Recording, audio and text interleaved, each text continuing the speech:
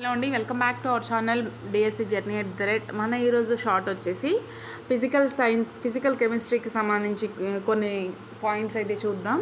కీటకం నుండి మిథనోయిక్ ఆమ్లం విడుదలవుతుంది. మిథనోయిక్ ఆమ్లం అంటే ఫార్మిక్ యాసిడ్ అనేది రిలీజ్ అవుతుంది. ఆ ఫార్మిక్ యాసిడ్ రిలీజ్ అవ్వడం వల్ల అంటే మనం ఏదైనా తేనెటీగలు కావచ్చు, లేదంటే కందిరీగలు, చీమలు కుట్టినప్పుడు ఫార్మిక్ యాసిడ్ వల్ల మనకి మంట, నొప్పి అనేది కలుగుతుంది. ఆకులపై ముండ్లు ఉండే దూలగొండి మొక్క మనకు గుచ్చుకున్నప్పుడు అది మిథనోయిక్ ఆమ్లాన్ని శరీరంలోకి ప్రవేశపెడుతుంది. దూలగొండి కూడా అంతే అన్నమాట. దానివల్ల తీవ్రమైన మంట కలుగుతుంది. సోడియం క్లోరైడ్ను సామాన్య ఉప్పు లేదా ఉప్పు అని పిలుస్తారు. సోడియం క్లోరైడ్ జల ద్రావణాన్ని బ్రెయిన్ ద్రావణం అంటారు. బ్రెయిన్ ద్రావణం అంటే ఏంటి అని అడిగితే సోడియం క్లోరైడ్ జల ద్రావణం అని చెప్పాలి. సారీ, ఇది మిస్టేక్ పడింది.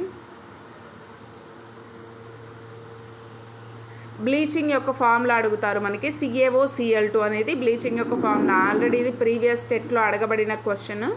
నెక్స్ట్ వచ్చేసి Na2CO3 10H2Oని వాషింగ్ సోడా లేదా బట్టల సోడా అంటారు. Na2CO3 ప్లస్ 10H2O చర్య జరిపి Na2CO3 10H2O అనేది ఏర్పడుతుంది. దీన్నే మనం వాషింగ్ సోడా లేదా బట్టల సోడా అని పిలుస్తారు.